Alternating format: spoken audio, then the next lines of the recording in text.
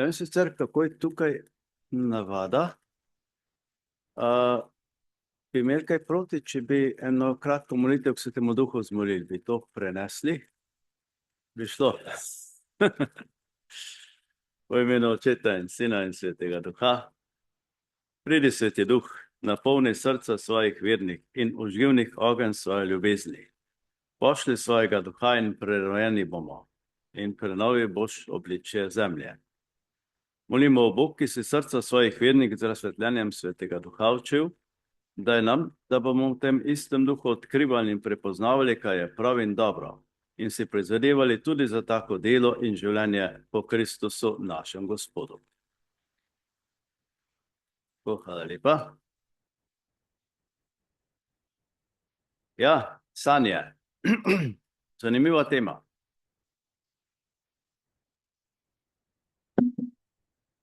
Včasih, če komu tako čisto ne verjamemo v kakšne obljube, pa mu pravimo sanjaš. Se pravi, da je to pogled, ki lahko tudi kakšne stvari malo iztiri. Ampak sanje, kakor po eni strani iztirijo, imajo po drugi strani neko vlogo kot simboli, ki so pravzaprav močnejši ali bogatejši od tistih naravnih oblik komunikacije. Simbol ima v sebi več vsebine, kot jo lahko dojamemo ob navadnem pripovedovanju. Že preprosto, en simbol ene države lahko, ena državna zastava ali pa en grb vsebuje vso zgodovino tudi. Koliko časa bi potrebovali, da bi vse to povedali, kar simbol vsebuje? Ena sama slika. In tudi sanje so taka oblika doživljanja, ki stvari zelo strnijo.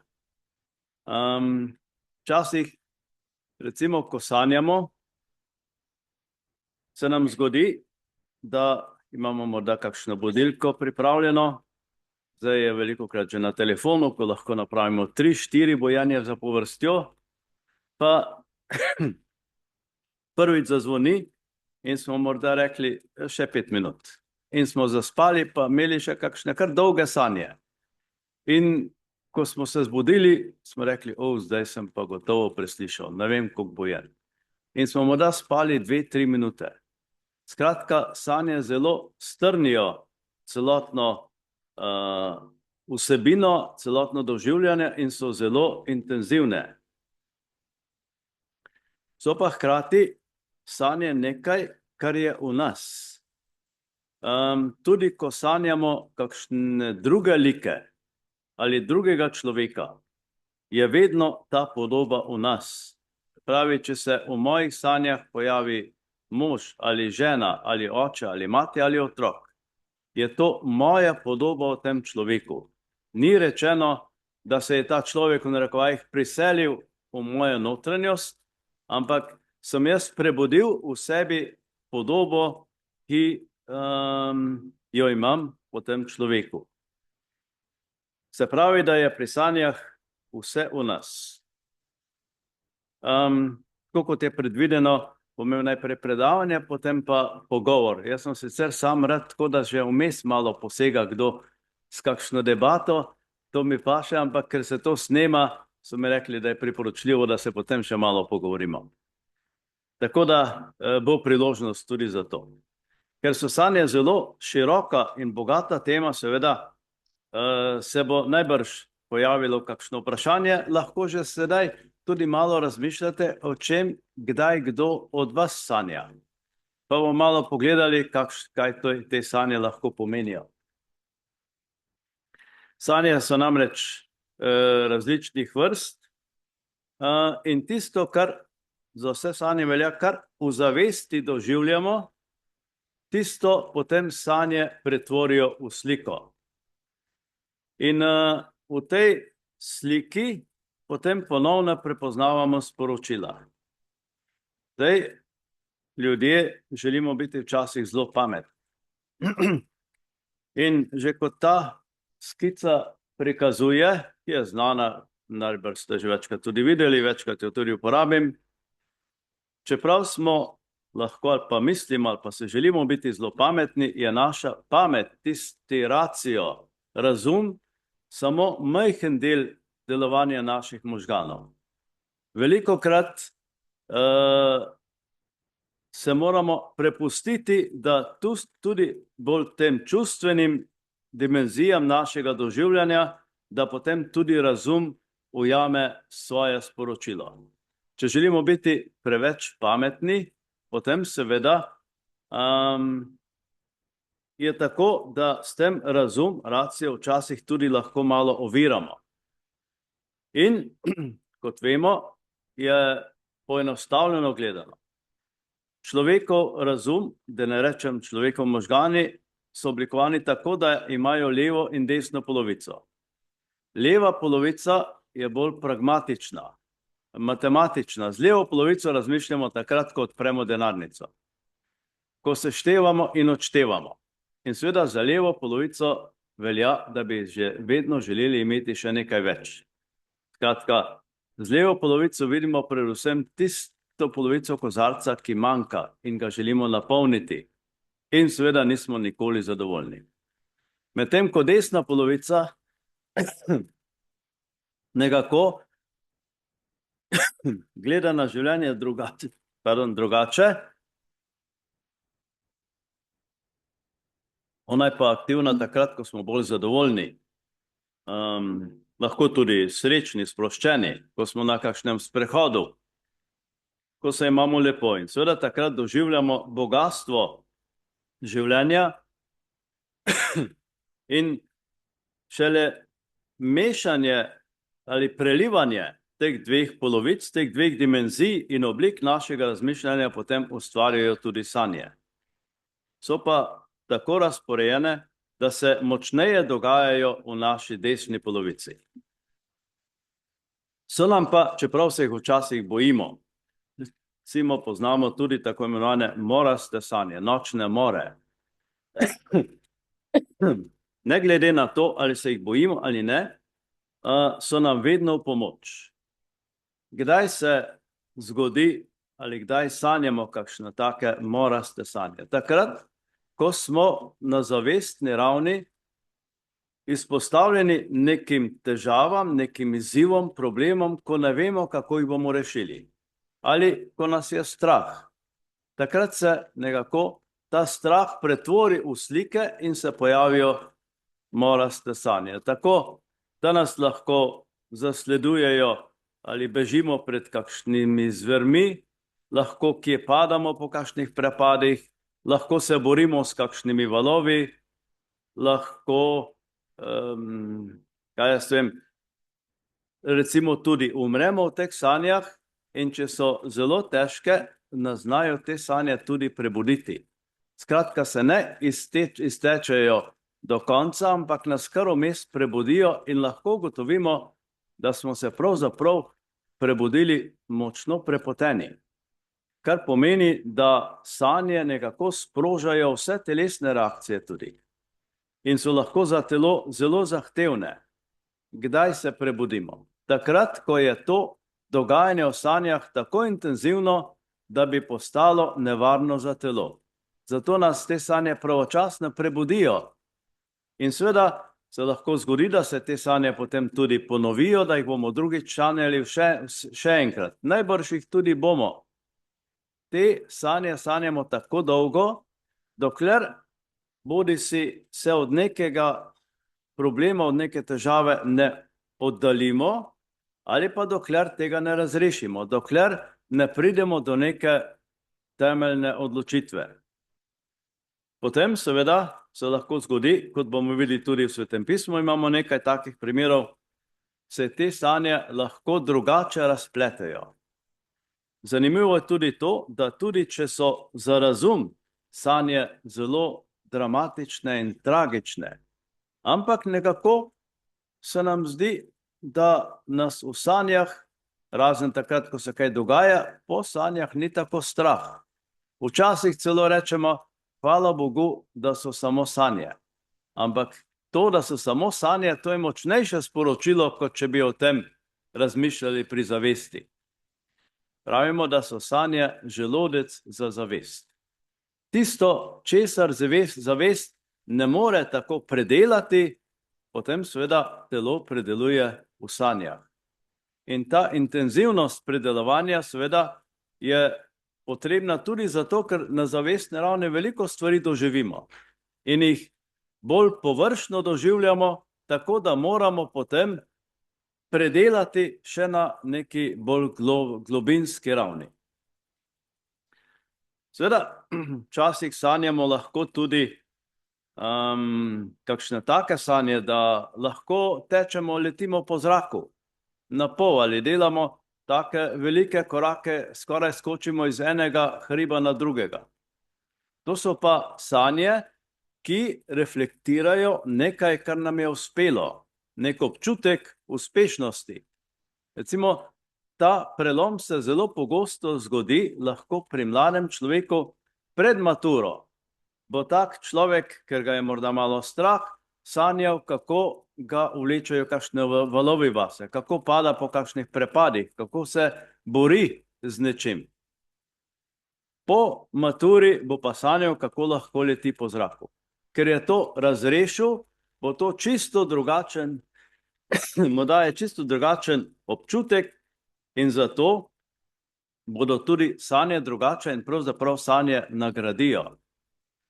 Včasih so sanje, včasih pravi kdo, da sanje napovedujejo prihodnost.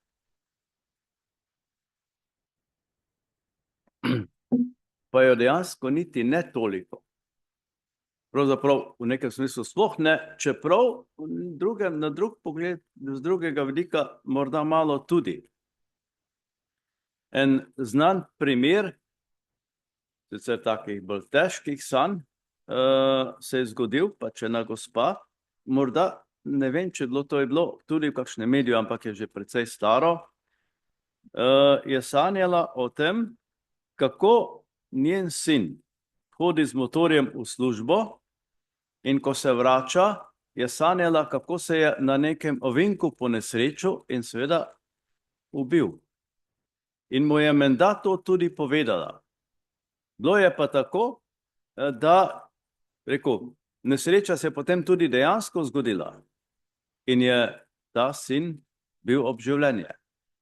Seveda, bila je neka cesta, kot so včasih take vaške ceste, ko se je videlo kar veliko ceste, potem se je pa malo skrila in seveda je on pogledal, če kdo gre nasproti, ni bilo nobenega, tam, ko je bila skrita, je bil pa ovinek in je navadno sekal ovinek. In ker je prej se prepričal, da ni nobenega, se je to upal. Ampak seveda se je zgodilo tako, da se je nekomu tam na tistem ovinku nekaj pokvaril avto in ker je bil avto na cesti, se je v njega zaletel in bil mrtev. Skratka, te sanje, te gospe, mame, so po eni strani napovedale prihodnost, po drugi strani so pa bolj logične, kot je razumska logika. Zakaj je to sanjala? Ona je, ker se je tudi bala, nekako začutila in sanje so ji to povedale, če bo tvoj sin tako vozil čez ta ovinek, se bo enkrat nekaj zgodilo. In seveda, ker je to vedno znova tako delal, se je pač enkrat moralo nekaj podobnega zgoditi. Se pravi, lahko bi tudi z razumom prišli do tega, ampak kljub temu sanje podkrepijo tisto, kar morda z razumom samo domnevamo. In na ta način sanje napovedujejo prihodnost, pa tudi ne. Zdaj, če gremo malo v svetopismo, to je zanimivo, da v Svetem pismu v glavnem sanjajo možje, moški. Ženskih sanj skoraj ni. So samo ene, pa še te so zaradi moškega pravzaprav, zaradi moža. In zdaj jaz samo domnevam, zakaj je to. Očitno Bog do moškega srca lahko pride samo preko sanj. Ženskami komunicira bolj neposredno, bolj, ker imate več intuicije, ste tu nekako bolj domače v teh dimenzijah odnosa, ki seveda niso samo preračunljivi in razumski. Medtem ko moškega Bog pogosto malo iztrga iz tistega vsakdanjega razmišljanja, iz pragmatizma, iz neke matematične logike. Že pri stvarjanju Eve je tako. Če bi Bog vprašal Adama pri zavesti, če mu da rebro za to, da mu ustvari Evo, dvomim, da bi bil Adam za to. Bi rekel, to pa ne. Zato mu kaj naredi? Pošlje globoko spanje, globok spanec. Se pravi, ga zasanja. In tu včasih zdaj navzoči niste take, ampak kakšen moški daj tudi obljubi kaj takega, kar potem ne izpolni. Tako je tudi Adam. Obljubo ima več, kot je mislil, da bo res, da ga bo to prizadelo. In seveda v teh sanjah, sanjati ne pomeni, ali pa ta globok spanec, seveda ne pomeni samo to, da človek res fizično zaspi, ampak pomeni prav to, da ga iztrga iz leve polovice možgan in malo priklopi na desno. Skratka, da ga izvleče iz tistega logičnega, matematičnega razmišljanja, iz pragmatizma in ga malo sprosti. In tu seveda je človek potem bolj odprt tudi za odnose. Morda še to, najbrž veste, da sanjamo vedno, ko spimo, se pa bolj zapomnimo sanje, bodi si takrat prej, kot zaspimo globoko, ali pa prej, kot se zbudimo. Se pravi v spavanju in prebujanju.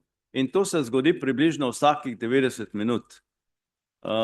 Vsakih 90 minut približno se človek majčkeno zbudi, zdaj lahko se obrne ali pa tudi ne, to prepoznajo pač tisti, ki se s tem tudi bolj znanstveno ukvarjajo, tako, da se vsakih 90 minut približno malo premaknejo oči. In to je neko, se pravi, REM stanje, ki se potem zopet spanja, ki se potem zopet poglablja. Pri Adamu imamo torej ta primer, da ga je uspaval in potem seveda ga je lahko ob tem prišel do rebra in iz tega rebra napravil njemu družico, Evo, in to mesto rebra zapolnil z mesom, tako pravi ta pripoved. Kar pomeni seveda ne samo to, da je moral to praznino dopolniti z nečim, ampak tudi to, da je Adamu kot moškemu dal nekaj te ženske mehkobe. In rebro ženske nekaj te moške stabilnosti. Kot vemo, je v vsaki ženski tudi nekaj moškega čutenja in tudi obratno. In za življenje to potrebujemo. Če bi imel Adam vsa rebra samo svoja, potem ne bi bil odprt za odnose. Vemo, da rebra nekako varujejo našo notranjost, dajo stabilnost in če ima vse rebra samo svoja, potem nikogar ne potrebuje. Zato ga je moral Bog raniti, da je začutil zahrepenel po tisti dimenziji, ki je sam ni imel. In seveda, to je pa ta pretežna mehkoba, ki jo dobi od Eve. Tako da je Adam tu pretežno moški, Eva pa pretežno ženska in to se potem med seboj, ta mehkoba in stabilnost in trdnost dopolnjujeta in tako omogočata tudi stopanje v odnose. In nekako do tega nas pripeljajo pravzaprav preko sanje zato, ker nas razum do tega, razum je preveč prežet z neko previdnostjo, z nekim strahom. Včasih so rekli, da se mora človek oženiti, dokler je neumen. In seveda to čisto drži. Danes je veliko mladih zelo pametnih in zato sem tudi malo izmika podajanju v te bolj odgovorne odnose. Ko smo enkrat preveč pametni ali pa zelo pametni, potem vidimo preveč nevarnosti in se bojimo tvegati. Nekaj te, v narekovajih, neumnosti, da tvegamo, da se vržemo v odnos, človek potrebuje za to, da to tvega. In Adam je tvegal in dobil seveda Evo.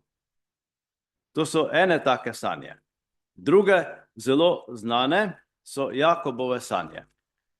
Tu ne vem, jih poznate, ali bi morda bilo dobro, da jih preberemo? Bi bilo dobro.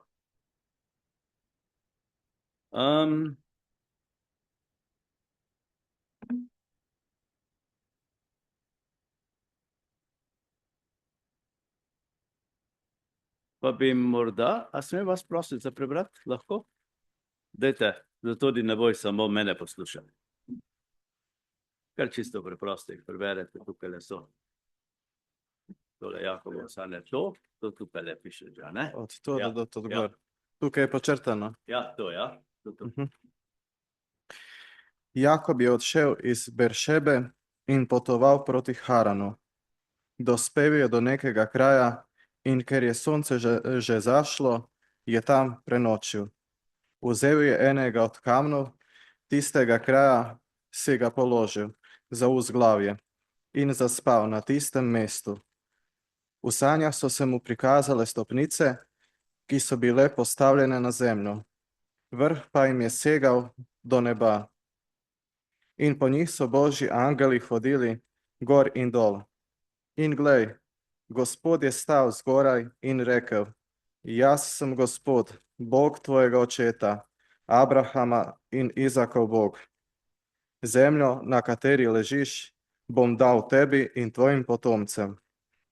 Tvojih potomcev bo kakor prahu zemlje.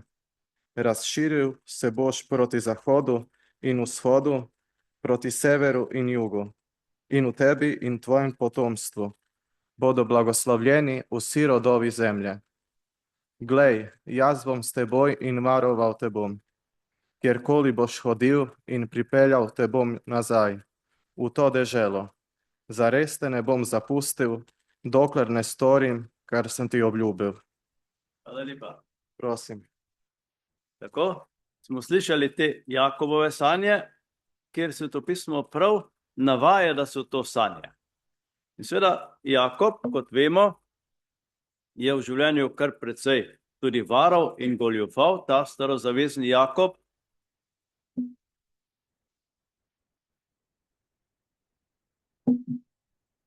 Si je tudi prigoljufal blagoslov, ampak potem mu blagoslov ni prinesel tistega, kar je pričakoval. In pravzaprav je moral oditi od doma, razočaran. In seveda, ko smo razočarani, imamo vedno občutek, da gremo nekam navzdol, da padamo v votlino. Tako tudi ta Jakob. In seveda, ko mi padamo, ko smo potrti, morda depresivni, imamo občutek morda, da nas nihče ne mara, nihče ne razume, še zdaleč nismo sposobni vstopati v kakšne odnose. In v tej potrtosti Jakob zaspi in ima te sanje o lestvi, kot smo slišali, ki segajo do neba, ki sega do neba, in po njej se sprehajajo angeli. Nekako tisto sporočilo, ki ga tu najdemo, za Jakoba je, kot včasih beremo tudi druge, tudi če te vsi zapustijo, te jaz ne zapustim. Skratka, Bog mu da vedeti, da ga ni zapustil, da je v stiku z njim, da ga lahko najde tudi v votlini, tudi takrat, ko je na tleh. In ker je ta stik preko lestve živ, ker se sprehajajo angeli, pomeni, da je doživljal to kot neposreden živi stik z Bogom, in zato se prebudi bistveno drugačen, kot je zaspal. Spremenjen, transformiran, bi lahko rekli. In ko se zbudi, ima drugačne občutke. Občutek, da ga je Bog sprejel, da ga razume, da ga ima rad, in to ga tako pogumi, da tudi sebe potem doživlja bolj odprto, kot sposobnega človeka, sposobnega za odnose. Zato, če bi to zgodbo brali še naprej, se že nekaj trenutkov potem zgodi, da na nekem pašniku sreča neko lepo dekle, Rahela je ime, in se seveda zaljubita. glede na kontekst sanj, lahko podvomimo, da bi se odprl v odnosu, da bi se zaljubil, če ne bi tega sanjal. Ker bi gledal samo svojo žalost, videl samo sebe in svojo žalost, svojo zaprtost. Tako so ga pa sanje prebudile, da je videl ob sebi tudi druge ljudi in možnost vstopanja v odnose, ne nazadnje tudi to lepo dekle in seveda v tej odprtosti se je njegova življenjska pot bistveno spremenila. Tako da lahko sanje močno spremenijo naše življenje. Potem, ko je šel naprej, seveda si je ustvaril družino, ampak je potem še en močnejši dogodek doživel, tukaj bom samo povzel, ne bom celega prebral, ki bi lahko bile sanje, pa ne vemo, če so bile. Bom tole preskočil. Ne piše, da so bile, ampak cela logika je tako, kot da sanja. Se pravi, te prve Jakobove sanje, ker piše, da so sanje, čisto odprto, so ga opogumile, spremenile, odprle za odnose. Te druge sanje, ki jih poznamo pod pripovedjo Jakobov boj z Bogom, tukaj je težko reči, kaj je res doživljal in kaj je sanjal. Ampak kot rečeno, logiko zapisa so dejansko je enaka, kot bi to bile sanje. Tako pravi ta zgodba, da je prišel do reke Jabok. Vemo, da je reka v Svetem pismu vedno prelomnica. Pred reko smo vedno pred nekim težkim izzivom. Da sem pa tole, ja. Premaknilo. In hočemo na drugo stran. Recimo, tukaj je reka Mojzes, če pomislimo, pred Rdečim morjem je bil še pred veliko večjim izzivom. Pri reki vidimo na drugo stran, navadno. Pri morju tega ne vidimo. Skratka, Mojzes je tisto stisko pred Rdečim morjem doživljal tako globoko, da sploh ni videl, kam bi želel. Ni imel več poti pred sabo. Medtem ko Jakob, kljub temu, da je to reka, prelomnica, izziv, boleča situacija, vidi, kam želi. In zanimivo, na drugo stran spravi vso svojo družino. Sam pa ostane na prejšnji obali. Zdaj, če že vse čez spravil, bi lahko rekli, se je že bil tam čez, zakaj je ostal na svoji strani? In te nasprotnosti, te kontradiktornosti so možne dejansko v sanjah. Realnost je navadno drugače napisana. In ostane na prejšnji strani in se bori z nekim Bogom. Različni konteksti so tu tudi različni nazivi. Tule je Bog, včasih, ker se to še spominja, v Svetem pismu je to angel ali pa nek človek. V glavnem, Bog tukaj, to je Bog dejansko malo izkrivljena podoba o Bogu. Ni to Bog, v katerega navadno verujemo, ampak je neka podoba, ki se jo bojimo. In seveda se s to podobo bori. Najbrž ta Bog predstavlja njegovo preteklost, ki je bila precej zgrešena. In seveda se bori s tem, ali jo bo sprejel ali je ne bo sprejel. In včasih, ko se borimo s tem, ali kakšno svoje dejanje, ki je zgrešeno, da ne rečem grešno, sprejeti ali ne, to je včasih kar boj z Bogom. Ali pa če imamo kakšno odvisnost, kakšno hibo, če smo recimo, ne vem, odvisni od alkohola. Zdaj, če jaz 30 let pijem, kako se lahko srečam s to preteklostjo, če se želim spremeniti? Če bom rekel, zdaj pa to nisem bil jaz, bom spremenil, s tem zavržem 30 let svojega življenja. In dejansko je borba v tem, da jaz tudi to obdobje sprejmem kot svoje. Pravzaprav ga moram vzljubiti. To bo veliko bolj pomagalo, da se bom potem spremenil. Sovraštvo traja samo nekaj časa. Sklepi na podlagi sovraštva so kratkotrajni. Tudi včasih, recimo, se pogovarjamo, kdo reče, ne vem, recimo, če so ga starši ali pa kdo drug ranili, prizadeli. pa bo kakšen, ne vem, tudi morda bolj analitičen terapevt, Bog ne dej, da mislim na kakšnega konkretnega, pa bolj na to izročilo, bo rekel, zdaj moraš pa ti sovražiti svojega starša, zato ker ti je to napravil, da boš lahko živel brez teh skrbi. Ampak jaz ne morem celo življenje sovražiti. Prej ali slej se je zgodilo, da mi to gre na živce. In seveda lahko potem zopet padem v neke odvisnosti, kar pomeni seveda, če to odsanjam in je to v meni, potem mi bodo sanje tako ali drugače sporočile. Skončale se bodo, ko bom jaz tega očeta, ki me lahko prizadel, ko ga bom jaz sprejel in vzljubil. Takrat bom šele res sposoben sprememb. Ali tudi, ko bom svojo preteklost, ki je lahko zgrešeno, sprejel in vzljubil. In bom rekel, to sem jaz, to sem bil jaz. Sem vam rad, ampak zdaj želim drugače. To omogoča spremembe. In to so sanje, ki so zelo blizu pač temu Jakobovemu boju z Bogom. Ko se on bori in na koncu ga tudi premaga, ampak premaga tako, da ga sprejme. Kaj mu pravi potem Bog? Ga vpraša, kako ti je ime? Pa pravi, Jakob je moje ime. In seveda Bog mu reče, ne boš več Jakob, ampak Izrael bo tvoje ime.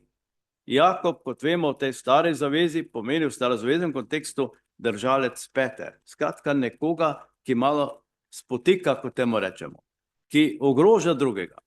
Izrael, ne v nekem političnem smislu, seveda, ampak kot izraz pomeni skupnost. Skratka, ta boj z Bogom, s tem, ko je sprejel svojo preteklost, jo vzljubil, ga je tako spremenila, da je dobil novo ime. Iz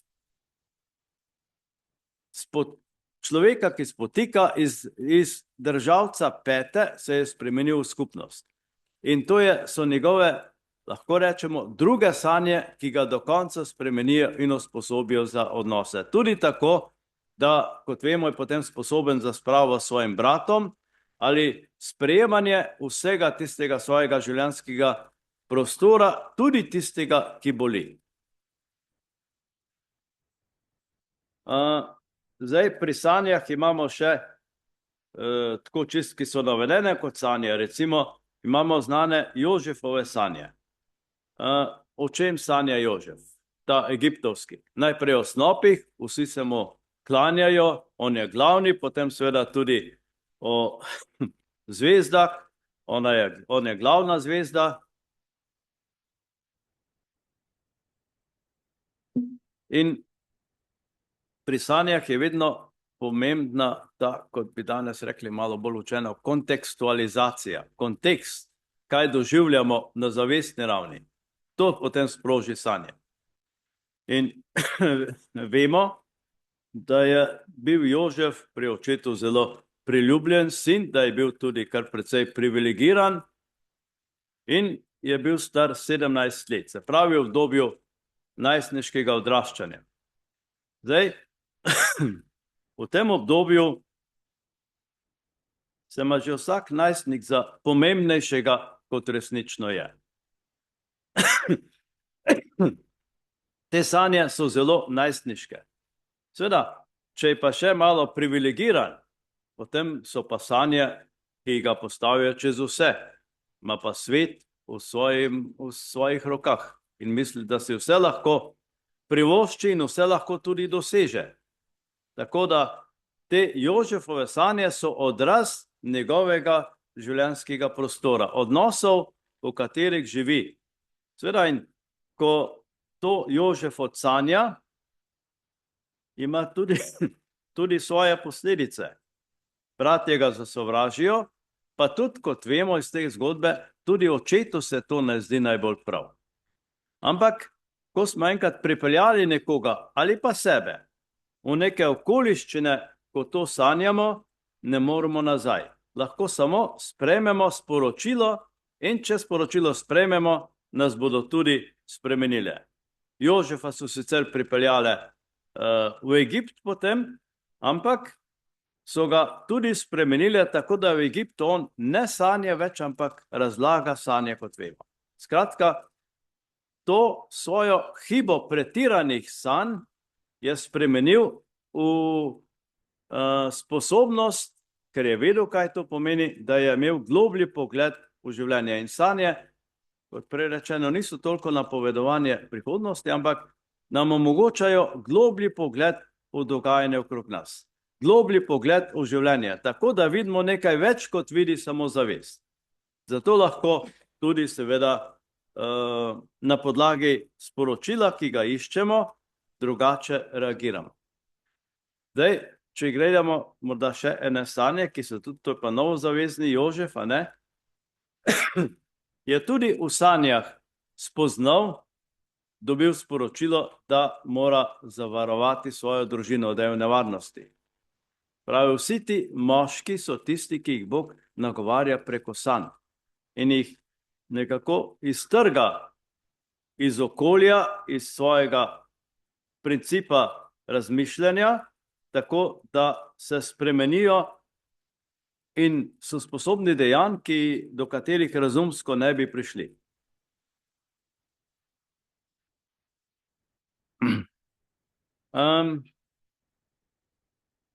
Ko on dobi to sporočilo, seveda, je potem na podlagi teh sanj tako prepričljiv, da brez težav sprejme to sporočilo tudi Marija in se potem skupaj rešijo. Tukaj sanje smo imeli te podobno. Lahko gledamo tudi na znano pripoved o tem, kako Bog skuša Abrahama. To predvidevam, da je to znana pripoved, ko Bog od njega zahteva, da ga ubije, da ga daruje na oltarju. Tudi ta zgodba je lahko čisto sanjska, napisana je tako kot sanje. In so primeri, ko ne bom rekel čisto dobesedno, ampak ko marsikakšen oče in tudi kakšna mami doživlja podobne sanje, kot jih je tukaj imel Abraham. Spomnim se enega primera, včasih sem živel pač tukaj blizu v Ljubljani na Taboru in poznate tam zdravstveni dom Tabor. In seveda, kot vemo, tam se dobi tudi metadon in podobna, rekel, narekovajih pomagala. In pravi noče, jaz sem tja šel s svojim sinom 11 let starim k zdravniku in sem videl tam kar veliko skupino ljudi, ki so čakali na ta metadon in sem imel tako slab občutek, pravi, če bi jih prej videl, sploh ne vem, če bi šel s sinom, tja bi šel z druge strani. Ampak, ker je že bil tam, ni hotel pobegniti, ampak pravi, sem se zamislil, Bog ne daj, če moj sin tu enkrat pristane med temi ljudmi, raje ga ne bi imel. Da ne rečem, raje ga ubijem, tega ni rekel, ampak nekako ta občutek je dal vedeti, da je to veliko slabše, kot če bi se karkoli drugega zgodilo. In je potem tudi sanjal, nekaj dni pozneje, kako pravi v sanjah, je njegov sin umrl in ga oživlja in ne more oživeti. In šele potem, ko pove ženi, takoj sanjal in sta oba prišla v sanjah njegovih k sinu, je bil pa naenkrat živ. Močno sporočilo. Prvič to, da seveda ne zdravi samo njegov odnos do sina, ampak odnos med možem in ženo. Sporočilo je to, da samo skupaj lahko poskrbita za tega sina. Če bo vsak zase skrbel, je vprašanje, kaj se bo z njim dogajalo. In seveda je tudi potem bistveno spremenil razmere v tej družini. Podobne sanje torej skoraj kot pri Abrahamu. In najbrž se take sanje lahko tudi ponavljajo. Dokler nismo nekako nekaj na tej stopnji, na tem področju razrešili, in tudi Abraham je, kot vemo, potem, ko dvigne nož nad svojega sina, ga angel zaustavi, pravi, nasteguj roke na dečka, nič mu ne stori, kajti sedaj vem, da se bojiš Boga in mi nisi odrekel svojega sina, svojega edinca. Skratka, ko je v sanjah prepoznal to sporočilo, da Bog ne zahteva od njega otroka, ampak kaj zahteva? Da ga spusti v življenje. Če ga bo tako zapiral, kot ga je morda do takrat, ga bo uničil, ga bo ubil. In ko je to nekako zaznal prav na tej eksistencialni ravni, da je rekel, zdaj moram pa jaz sinu bolj zaupati, takrat se ta zgodba obrne. In ni več potrebno nobeno ubijanje. Nasprotno, angel ga zaustavi in seveda lahko potem oba preživita. Ampak na drugi ravni odnosa. Sedaj si zaupata. Seveda, kot poznamo to zgodbo, je kar dolga pot. 3 dni sta hodila na to goro. 3 dni pomeni skoraj neskončno. Dokler gre v življenju, vse to je 3 dni. In ko sta na tej poti drugemu dala vse in si povedala vse, kar sta si zmogla, potem se ta zgodba obrne. Tudi v sanjah. In seveda, ko se sanje obrnejo, potem lahko tudi drugače živimo in drugače reagiramo. Zato, čeprav so lahko primeri, ko simbolika v sanjah pač nekaj pove in lahko tudi zaznamo nekaj tega ozadja. Ampak dejansko, ko mi nekaj sanjamo, je vedno dobro, prvič, če je le mogoče, če imamo čas, da takoj, ko se zbudimo, nekaj tega zapišemo. Vsaj zapišemo.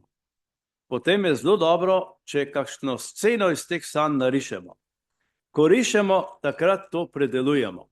Tudi kakšno drugo situacijo je dobro, če narišemo. Ne vem, če imam jaz nek konflikt s sinom ali hčerko ali ženo ali s komarkoli in to 10 minut rišem, sem jaz tistih 10 minut usmerjen v to in to že rešujem. Zato, ker risanje deluje na telo, tam roka se giblje in seveda sem miselno tudi navzoč tukaj in iščem rešitev. To je že predelovanje takih situacij. In podobno, če kakšne moraste sanje narišem, se bodo prej končale. In tudi prej bom prišel do nekih rešitev. Drugo je pa to, da ne gre tukaj samo za interpretacijo, kaj pomeni, ampak sporočilo iščemo tako, če je le mogoče, da se malo usedemo, sprostimo, kot da bi želeli še enkrat malo zadremati in si delamo scenarij, kako bi si želeli, da se te sanje nadaljujejo. Čisto iz te zadnje scene, ki so se v sanjah pojavile, iščemo, kar naprej delamo, pišemo scenarij, kako bi želeli, da se te sanje nadaljujejo in nekaj od teh želja se že usmerja tako, da v tej smeri potem tudi kaj naredimo. Pa ni nič treba, da je zdaj, lahko so čisto domišljija, ampak kljub temu nas nagovarja notranjost, da nekaj v tej smeri tudi naredimo. Tudi ta zgodba, ki jo poznamo iz slik, in včasih je tako, tukaj sta Elija in Elizej.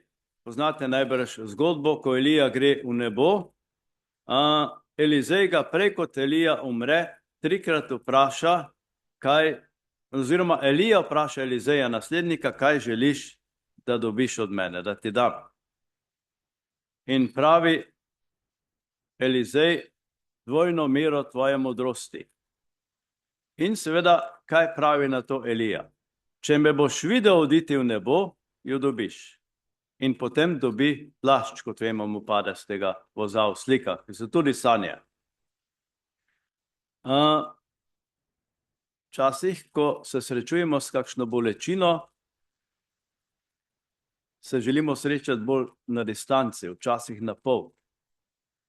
Elija ne pravi Elizeju, če boš tukaj ali pa pri meni, ampak če me boš videl oditi v nebo. Se pravi, če si upaš gledati bolečini v oči, potem dobiš to modrost. In seveda v sanjah lahko je zelo slikovito, sklenemo, da bomo ob človeku, ko trpi, ki je bolan, ki je v bolečini, da začutimo to bolečino, potem dobimo tudi modrost. Če stran gledamo, pa smo tudi zraven, ne dobimo. V apostolski veri to, take situacije, take trenutke opiše, ko pravi, ko molimo, da je Jezus šel pred pekel. Skratka, iti pred pekel pomeni približati se človeku v bolečini v peklu. Ne pasti v pekel, če smo v peklu, vsi ne moramo reševati, ampak tako empatično priti blizu, da čutim to bolečino, hkrati pa nisem v peklu. In to je ta modrost, seveda, ki jo potem tudi plašč simbolizira, kot vemo, dvojno mera ni samo količinsko, ampak je tudi kvalitativno, kakovostno. Plašč, kot vemo, poznate najbrž sliko Ptujske Matere Božje, Marijo s plaščem, in simbolizira varnost. Tukaj v tej zgodbi pa, kot vemo, ko Elija pride do reke, ne more čez, udari s plaščem po reki in se pot odpre. In isto napravi potem tudi njegov naslednik Elizej. Skratka, plašč simbolizira tudi moč, prodornost. Nekaj lahko s tem odpiram, prodrem. In v nekem smislu je ta dvojna mera prav v tem, da dobi žensko dimenzijo in moško dimenzijo modrosti. Varnost in trdnost in stabilnost. In to mu, do teh sklepov dejansko pripeljejo človeka, če si upamo sanjati. Tudi na tak način, da se jih ne ustrašimo, ampak jih želimo nadaljevati, iščemo sporočilo in nadaljujemo morda s svojim scenarijem tudi naprej. Včasih se tudi zgodi, zdaj so to sanje, ne, zato nekateri to imenujejo kognitivne ali pa ustvarjalne sanje. Imamo recimo kakšen matematičen problem se je že zgodil. Tudi v zgodovini poznamo veliko primerov, ko je kakšen matematik v sanjah zaslutil rešitev. Da ne rečem, če včasih kaj pišemo, pa se razmišljamo, kako bi dali temu, ne vem, eseju, ni važno čemu, kako bi dali naslov. Pa gremo spat in se nam po noči posveti. Kar naenkrat. Čist kot, seveda, če bomo takrat rekli, zdaj se mi ne da vstati, bom jaz si to zapomnil, bomo velikokrat pozabili. Skratka, tudi sanje želijo to, imajo to moč. Če želiš to izkoristiti, vstani in si zapiši. Sanje so zelo, resnične, tudi v tem smislu poštene, da nas da nam ne dajo potuhe.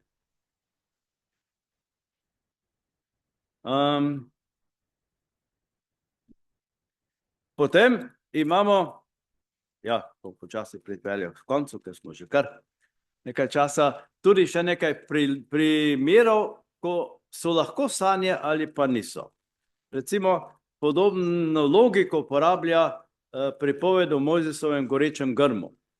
Mojzes, vemo, je imel težko otroštvo, je bil tudi nasilen v življenju, kot vemo, je tudi enega Egipčana bil, kar pomeni, da je želel sam reševati težave.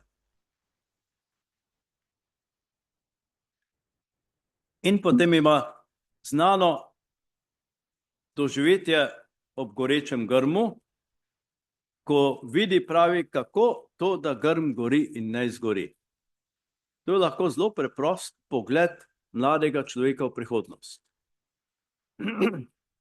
Da grm gori in ne zgori, to je pogled, ki je optimističen, pogumen, odpira možnosti. In seveda mlad človek ima občutek, da ima toliko življenjskih moči, da jih ne more porabiti. Tudi drugače doživlja svojo mladost. Tudi ko je utrujen, se zlepa ne prizna.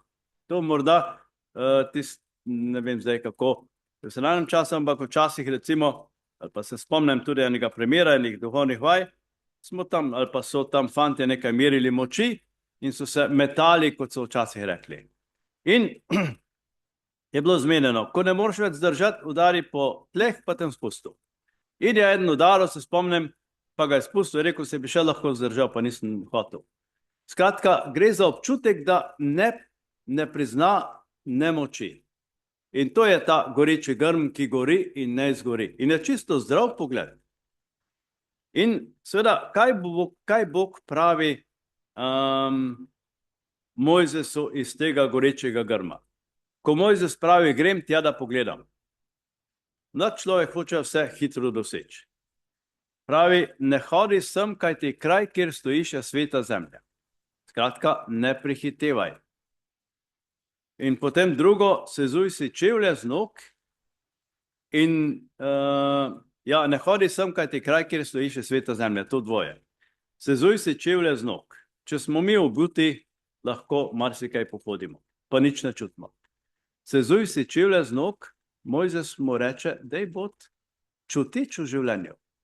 Glej, kje boš hodil in čuti življenje. Hodi bos skozi življenje.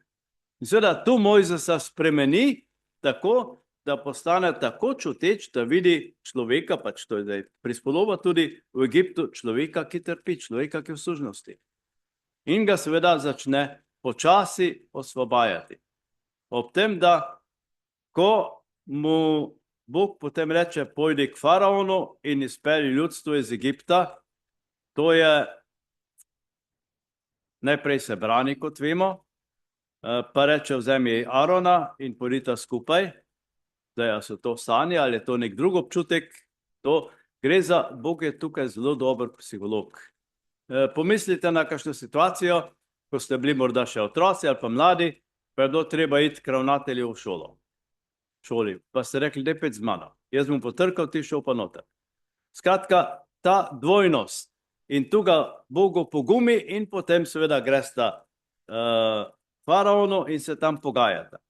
In, ne bom cele zgodbe, ampak samo še to zraven, Bog mu pravi, jaz sem na tvoji strani, te podpiram.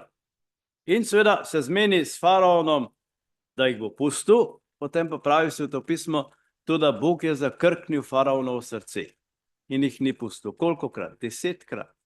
Skratka, neomejeno. Zakaj Bog to dela?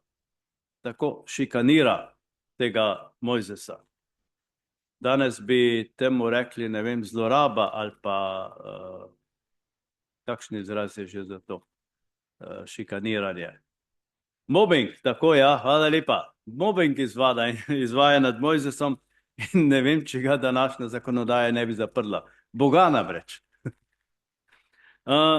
Zakaj Bog to dela? Če bi Mojzesu takoj uspelo, jasno, če bi bil pameten, bi takoj razpisal volitve. Zato, da Mojzes tega ne naredi in mu želi dokazati, da svoboda, osvoboditev ni njegov prispevek, je samo prispevek, ne pa sad njegovega dela. Je Božji dar. In drugo, seveda, če bi Mojzes že po 3. poskusu rekel, jaz se ne grem več, bi rekel, Bog, ti nisi za to vlogo.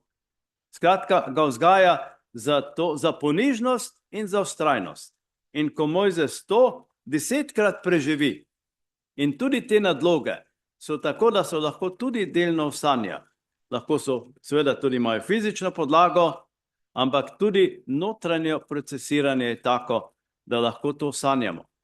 Podobno kot lahko sanjamo tudi vesoljni potop. Vedno, ko nam voda teče v grlo, bomo lahko nekaj takega sanjali.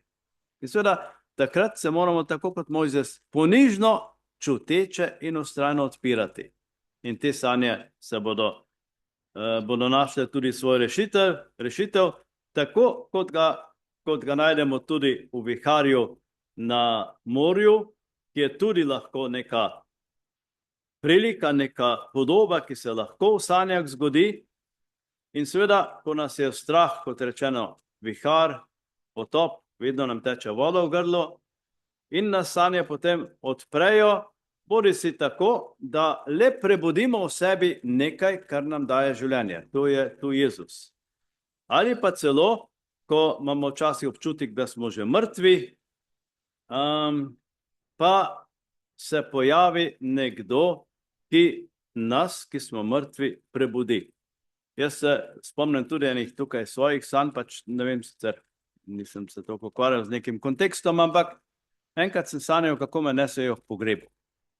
In sem se čisto fajn počutil v tisti drugi. Nekako sem sanjal, ne vem, da ni dobro zaprto, pa imam jaz še dobro, lahko diham, a ne. Pa so me povrgli noter v grob in ne vem, kako so kar odšli, niso me zasuli, se včasih je menda tudi bilo tako, in sem jaz potem nekako pritisnil, pa sem videl, da tudi za šraufana ni za tista druga, pa sem vstal in sem šel ven. Skratka, neke sanje, to je navadno verjetno tako, da je nekaj v meni umrlo. Ali sem neko tako spremembo naredil, se pravi, nimam zdaj prav spomina tega konteksta, ampak vse to, kar je, recimo tudi, če sanjamo, da mi izpadajo zobe, to je včasih tudi. To pomeni, da nekaj vse v nas umira. Lahko je kakšna življenjska odločitev, ko ne morem dveh stvari hkrati izpeljati.